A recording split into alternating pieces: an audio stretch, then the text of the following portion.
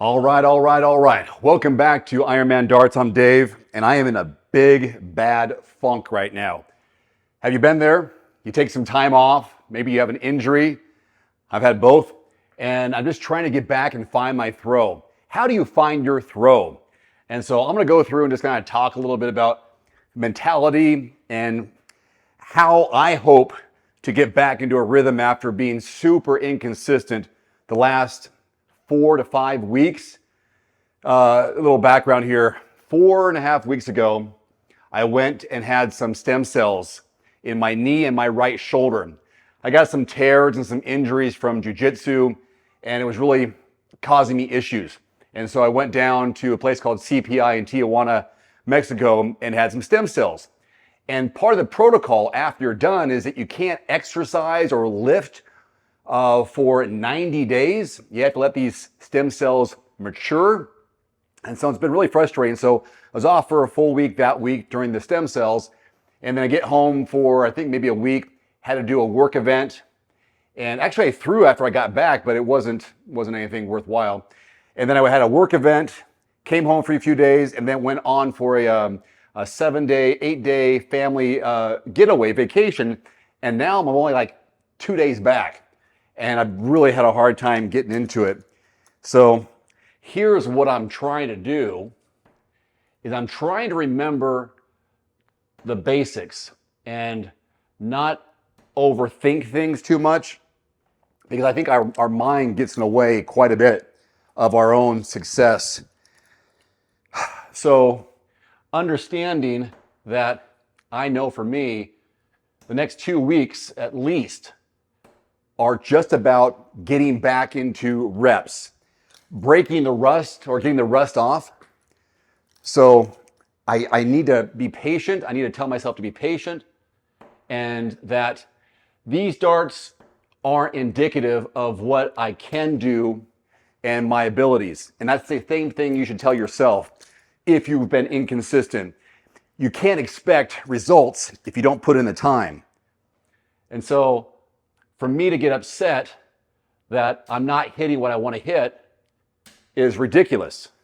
If I'm not doing it, if I'm not in here 90 minutes to 2 hours a day, there's no reason to think I can hit what I want to hit every day.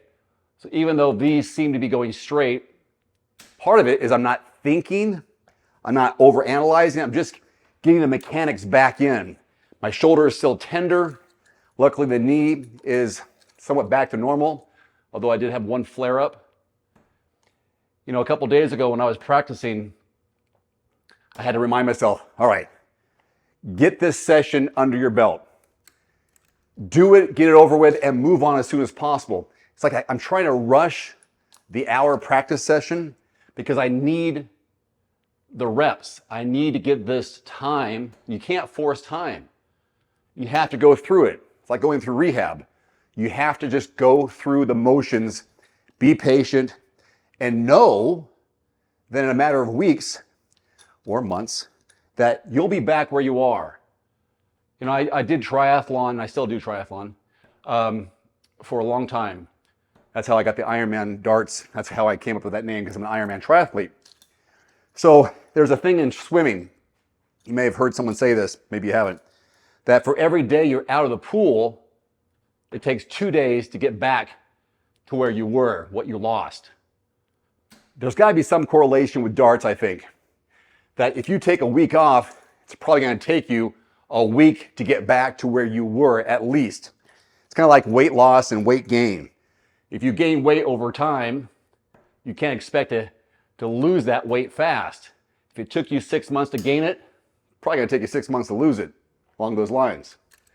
So if you have been inconsistent, if you have having a hard time finding your throw again, you know, get back to basics. Just throw without expectations. I'm not expecting that I'm going to be throwing where I was a month and a half ago before I went in.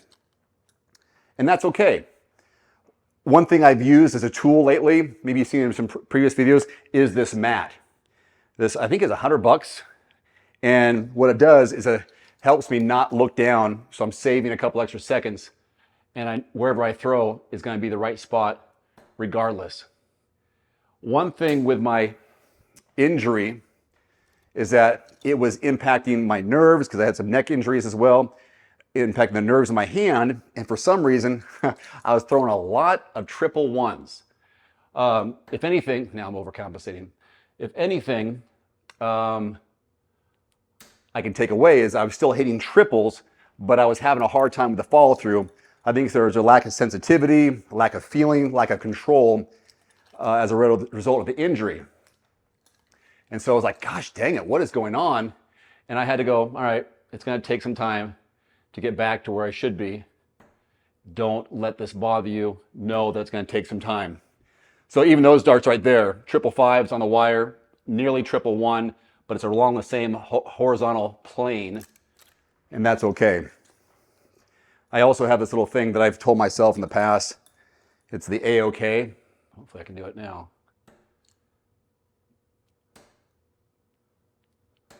Kind of.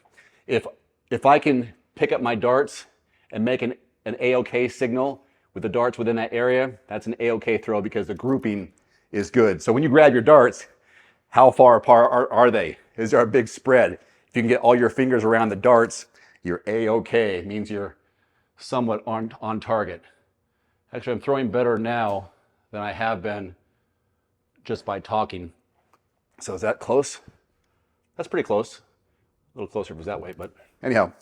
Serious about getting better at darts? I've got something exciting to share with you. The Darts Dominator Training Course, my go-to guide for both beginner and seasoned darts players on mastering focus, accuracy, and confidence at the dartboard. I've included over 6 hours of hands-on video lessons, practice routines, coaching sessions, and more.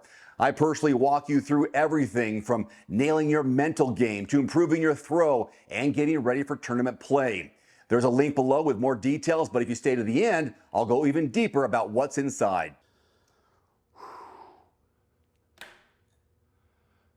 Ironically, I was able to hit, I've been able to hit a 1080 at least once per practice session.